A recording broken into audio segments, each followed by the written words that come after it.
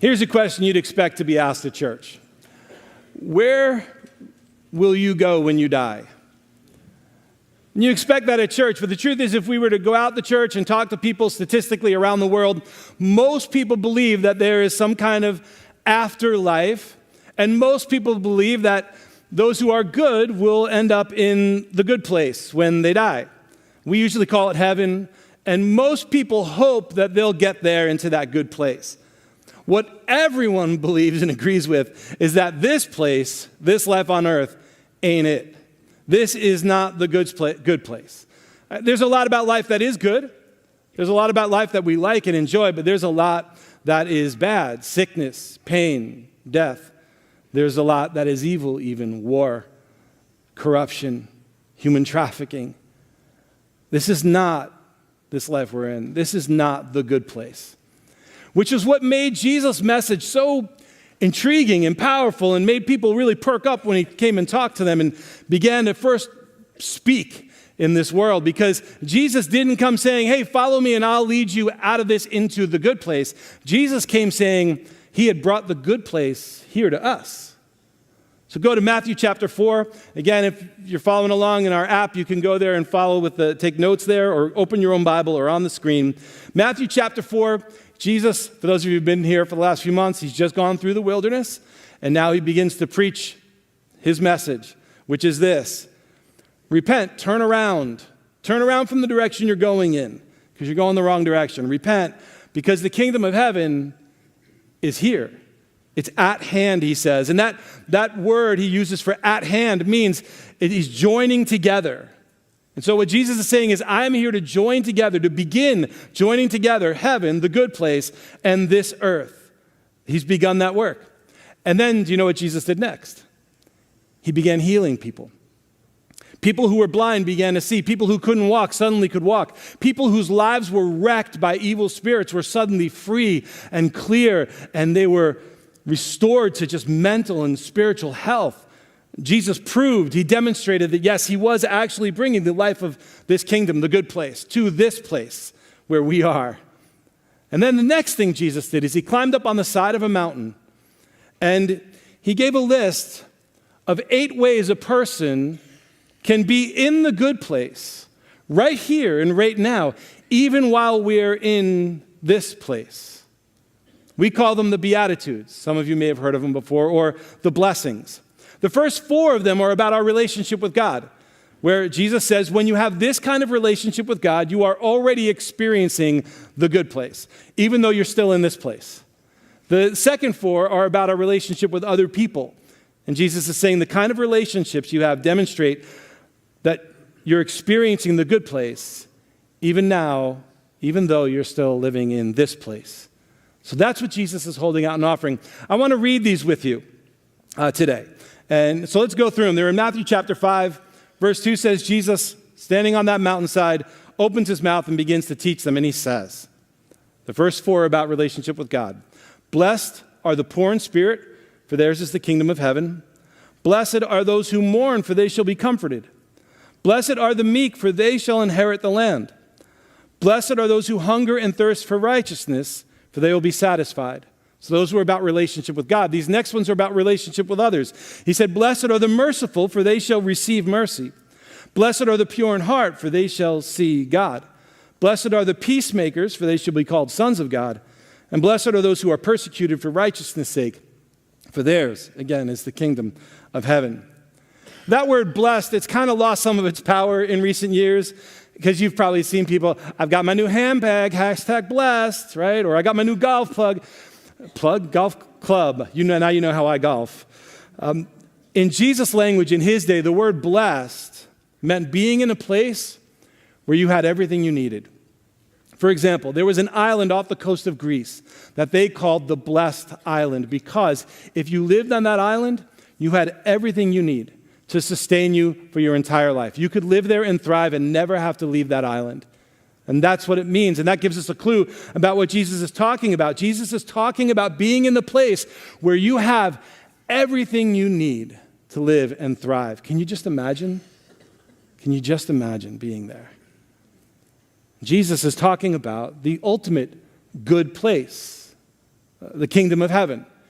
And he's describing the people who are already in this good place, already experiencing it here and now in this place that's broken and twisted. And two things I want to be real clear about, though, as we talk about this. One, when Jesus says kingdom of heaven, he's not talking about a place far away up in the skies. Everyone's got that picture in their mind, and we need to kind of erase that picture. That's not what he's talking about. He's talking about life under God's rule, where God is king and God is near. We have his presence, and God's way is our reality. It's the way we live. That's what he's talking about, not some faraway dreamland in the sky. And what Jesus is doing here is he's not giving us a ladder you and I have to climb in order to get to the good place. What he's doing instead is showing us what happens when we stop trying to climb and make our way to the good place, but instead open our hands and receive this gift of grace from God. And so here's Jesus' invitation to all of us in this room and around this world today. You and I can already be in and begin to experience the good place, no matter what the circumstances and situations of our lives are right now. We can already begin to experience and live in the reality of God's nearness, God's power, God's blessing, God's love, God's protection. The good place can already be in us. And so today we're going to focus on the first four of these, on this relationship with God part. Those who have this kind of relationship with God are already experiencing, already receiving, already have the good place in them. And in case any of you check out or daydream at any point during the message, if you haven't already, here's a summary to remember. Being in the good place is not about your circumstances or your situation changing. It's about your relationship with God changing. Being in the good place isn't about changing your circumstances or your situation. It's about your relationship with God changing. So let's go through the ones Jesus said that are about our relationship with God.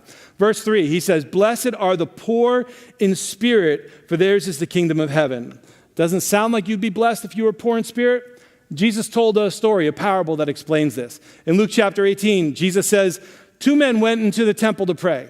One was a Pharisee, a very religious, very dignified, always, kept the law and did everything right. And the other was a tax collector, which meant that he was a traitor to his people. He had aligned himself with Rome and would take money from his own people and actually take more from them than he was even supposed to. So everyone hated them because they were bad. So the Pharisee stands all by himself and he prays, "God, I thank you that I'm not like other people, robbers, evildoers, adulterers, or that guy over there." He says, "I fast twice a week. I give 1/10 of everything I get." He was content with that. But the tax collector, he stood at a distance. He would not even look up, it says, wouldn't even look up to heaven. Instead, he just beat his breast and he said, "God, have mercy on me, a sinner." And Jesus says, "I tell you that this man, rather than the other one, went home justified before God. For all those who exalt themselves will be humbled, and those who humble themselves will be exalted." And here's the point of what Jesus is saying there. Not a single one of us sitting in this room or on the face of this planet, whether that's today or in the past or in the future, not any of us have any kind of currency that we can bring to God to make some transaction with him. It's like, "God, I'll give you this if you let me in the good place. God, I'll give you this if you, let me have a good life. God, I'll give you good behavior. I'll give you big donations. I'll give you my intelligence, my attractiveness, my youth, my wisdom." A lot of people approach God thinking that they have a lot of currency or that they need to have pockets full of something that they can bring to God and say, "God, here's what I got. I'm good enough," right? But whenever any one of us stands before God and empties our pockets, all any of us has is just lint. Like, "Oh, but I'm someone who goes to church all the time and I give regularly and I do all these things," but you open your pockets, it's lint. It's like, "Oh, but what if you're a pastor and you're doing all this work for Jesus?" I open my pockets, it's lint. "What if I'm poor and I don't have much?" Yep, lint. Rich, wealthy, lint. All any of us has when we come to God is truly nothing, not even lint. And those who realize this is what Jesus is saying, that they are spiritually bankrupt and poor. Those who realize this are blessed because they can finally leave behind trying to earn what can only be given as a gift. And when you see that, and when you confess that you've got no spiritual assets to redeem yourself with or redeem your life with, that's when you're in the good place, because now you can stop trying and receive God's grace. And your relationship with God begins. Being in a good place isn't about your circumstances or your situation changing. It's about your relationship with God changing. The second one Jesus says, the description he gives, is he says, "Blessed are those who mourn, for they will be comforted." Go back to that parable. Who got comforted in the end of that parable? The really religious Pharisee guy, he took some comfort in thinking he was better than everybody else, but that was a delusion. Eventually that bubble's going to burst and he's going to realize he's got nothing in his pockets to redeem himself with. But the other guy who faced his brokenness and his sin and confessed it, that put him in a place where God then took his life and redeemed him. And he got real comfort from that. We all know what it's like to either look impressive or okay on the outside. We all know that feeling. I look good enough, everyone thinks I'm okay, but on the inside, you know you're kind of a mess. Maybe not always, but a lot of the time. And we know that feeling when the facade begins to crack. What do we want to do? We cover it up as quickly as we can. We don't want anyone to see that we're messed up or how messed up we are. So our first impulse is cover it up. I came home from high school one day and discovered that my dog had redecorated our kitchen with the trash can contents. And that made me mad because I was the first one home, which meant that I had to clean it up. And if that wasn't bad enough, I was hungry because I was a teenage boy. I went to the freezer to get out. My mom used to buy these boxes of frozen pizzas, and I loved them. And there was a box in there. I'm like, yes, take the box out. Why is it so light? It was just a frozen, icy box of emptiness. And so I did what any red-blooded teenage boy would do. I punched a hole in the wall. And then I did the second thing any red-blooded teenage boy would do. I took the ceramic plaque my mom had on the wall just above where I punched the hole, and I just lowered it enough to cover the hole. And I felt the instant comfort and relief of being such a genius that now I would escape being yelled at and whatever consequences I'd have to face, at least for some time. But the truth is, all I did was push it out there. And now I had hanging over my head that one day someone's going to clean this house, and they're going to discover that there's a hole in that wall. And that thing's there. So now I wasn't comfortable, actually. I just had it hanging over my head. I'd pushed it down the road. Our natural inclination is to look for quick comfort by hiding and running away from the reality of our failures, of our brokenness, of our spiritual poverty. But what if instead of doing that, you mourned it? You faced it and you mourned it. Like really felt the regret of it. Jesus says you won't find real comfort in this world until you do that. But when you do you know what the Bible says will happen? 1 John 1, 8 and 9 says, if we claim to be without sin, we deceive ourselves and the truth isn't in us. But if we confess our sins, he is faithful and just. He'll forgive us our sins and he will purify us from all of our unrighteousness. He will make us right. Real comfort is found in confession. It's not found in hiding our sin and hiding our emptiness. It's not found in covering it up. Doing that is what keeps you from experiencing the good place, already in this place. Covering up all that brokenness is keeping you from experiencing it. And we find all kinds of temporary comforts that give us a little bit of good feeling for a while.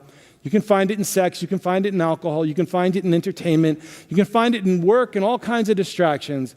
But there is nothing in this world that is more comfortable than the comfort you get when you open up to God and confess and then receive from God his comfort.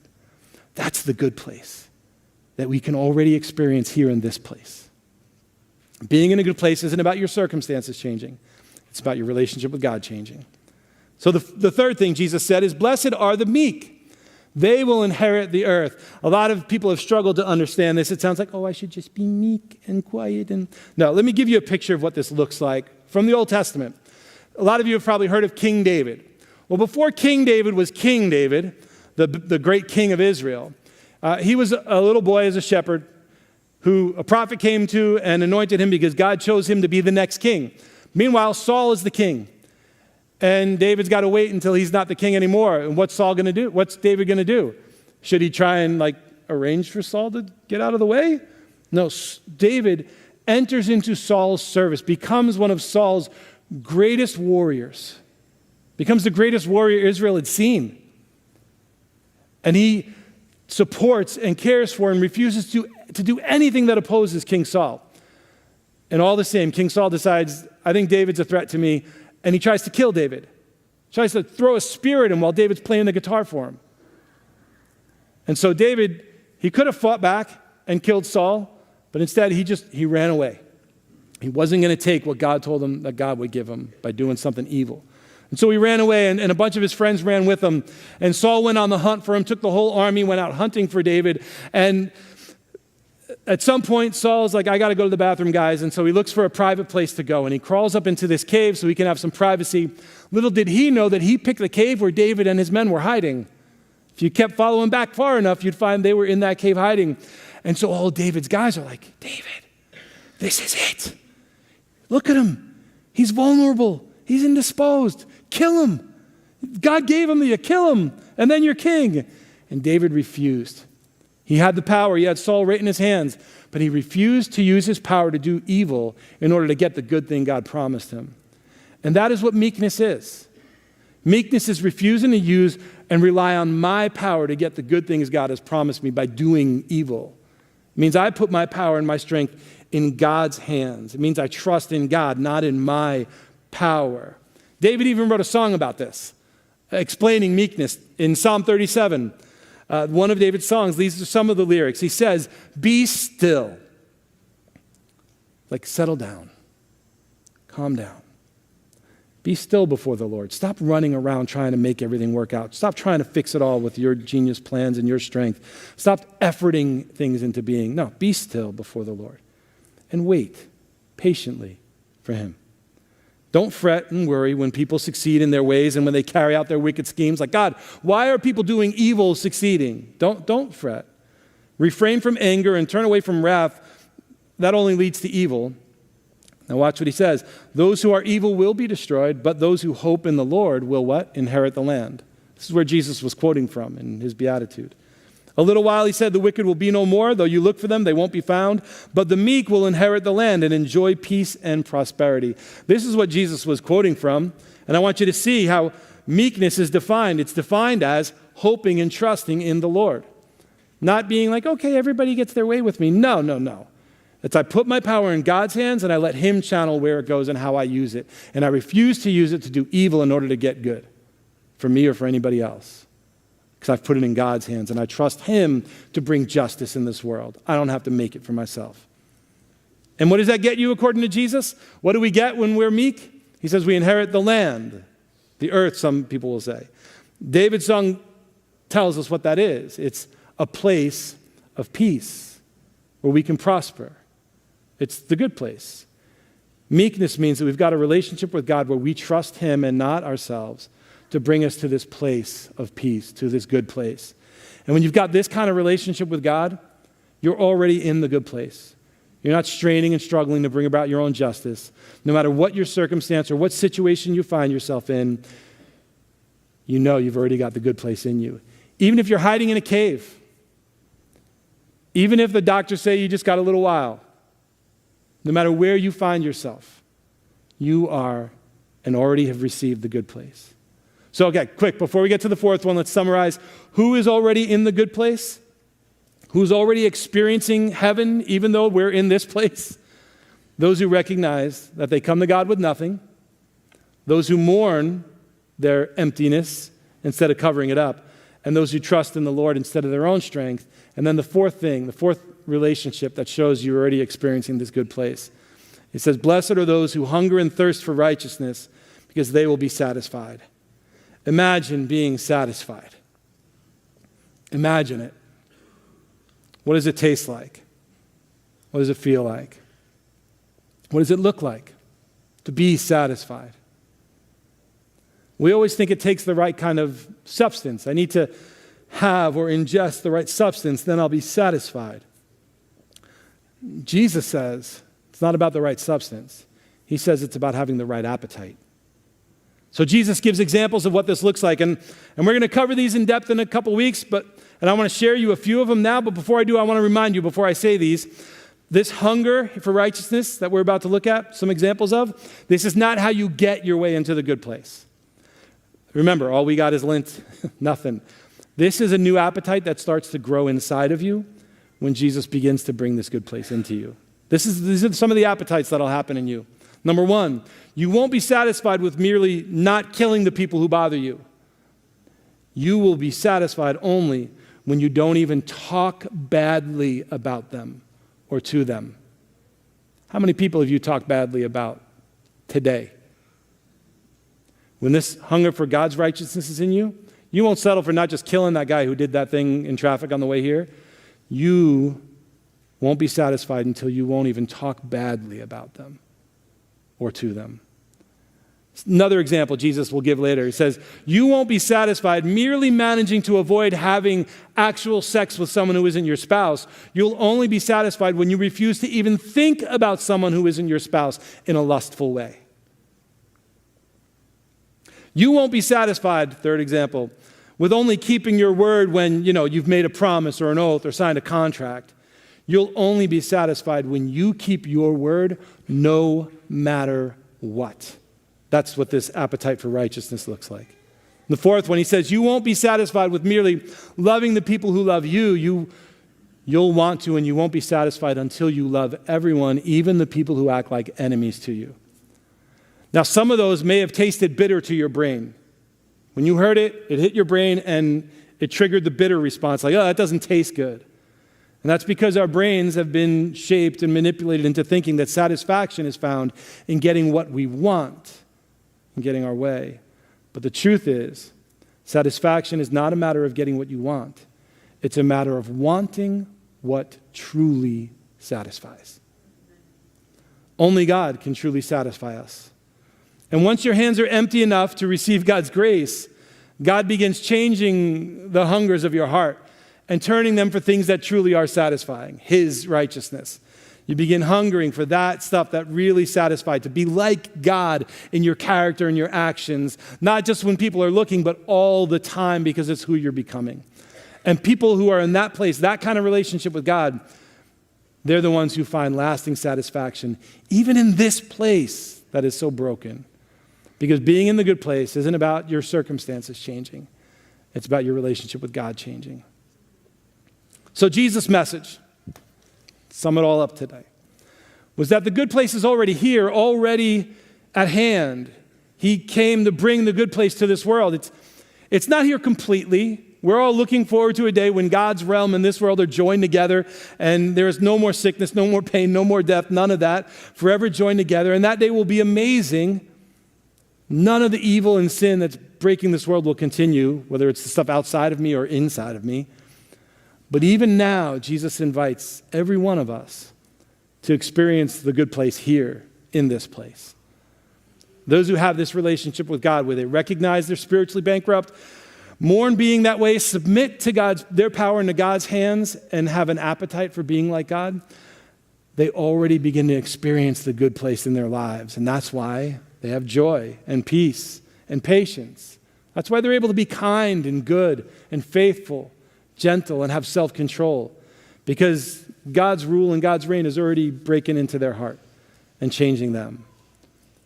How is that possible? How can that be? If we can't earn that and make it happen, then how can this be? The reason this is true is because Jesus paid the price to make it true. Jesus came to pay the price and give His life so that you and I, here and now, today, can begin to live in this blessed life. So that you and I, even now already, no matter what circumstance we find ourselves in, can live in the shelter of God's kingdom, can find the comfort of God's forgiveness, the peace of having a place with God, and the satisfaction that comes from becoming like God. It's a gift. It's a gift you take hold of by taking your faith out of whatever you have it in right now. I don't know where you got your faith right now. It could be in all kinds of things. Maybe you've got it in your wealth. Maybe you've got it in your health. Maybe you've got it in your success, your achievements, your education, your intellect, your wisdom, your good looks, whatever it is, your youthfulness, your strength. Take the faith out of whatever you put it in right now and put it in Jesus. Because we're all living by faith in something. It's not a matter of some of us have faith and others don't. We're all living by faith in something. Jesus is the only one who deserves our faith, though, because He's the only one who gave His life for you out of love for you And he's the only one who can actually lead you out of the brokenness of this life and into the good place that God gives us. That's what Jesus can do. So maybe, worship team, why don't you make your way back real quick? Maybe the question I started with wasn't exactly the best question. It's a good question, but instead of rushing to the end and saying, where do you think you'll go when you die? Maybe we should start by asking a different question. Maybe we should ask, where are you right now? Are you right now experiencing and in already the good place? This place that God has made possible for us. So there's the question.